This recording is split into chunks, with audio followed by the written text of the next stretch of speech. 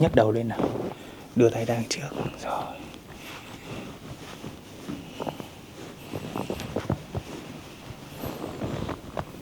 Thả lỏng người, thả lỏng người. Thả lỏng. Rồi.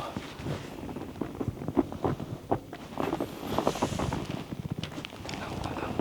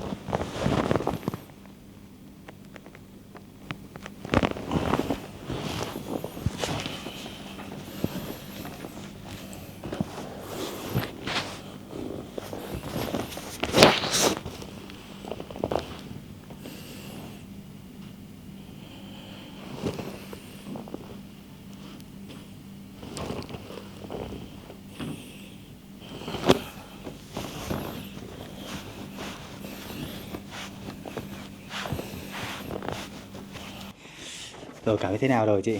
Thì em thấy xương đỡ đau hơn. Đỡ đau mỏi Nghe hơn nghe hẳn, tiếng đúng không? vậy xương rờ luôn.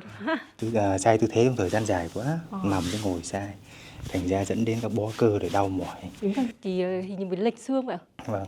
Còn đây cái tình hình là cái dấu rác hơi của chị vừa em chụp lại nhá. Thì là thứ nhất là nó có màu đỏ tươi, đấy là khí huyết lưỡng hư và âm hư hỏa vượng. Cái thứ hai đó chính là nó có rất nhiều cái chấm bi nhỏ li ti như này này. Đó chính là tắc nghẽn và độc tố.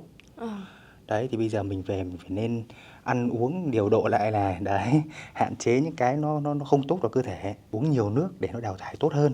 Đấy, cho người nó mát hơn. Lúc đầu đến đây chị cũng hơi lo không biết làm mà có đau hay không, rồi làm rồi có ảnh hưởng cái gì không, rồi có nấn xương nấn đấy, nhưng mà khi làm xong thì bây giờ chị thấy là người khỏe hơn này, rồi xương khớp cảm thấy thoải mái. Hôm nay rác hơi xong thì về sẽ không tắm. À. Không tắm trong vòng 8 tiếng. Vâng. Đấy, 8 tiếng sau thì mới được tắm. Ok, kiêng nước, kiêng gió, mặc quần áo kín vào cho em nhé. Rồi, ok chị.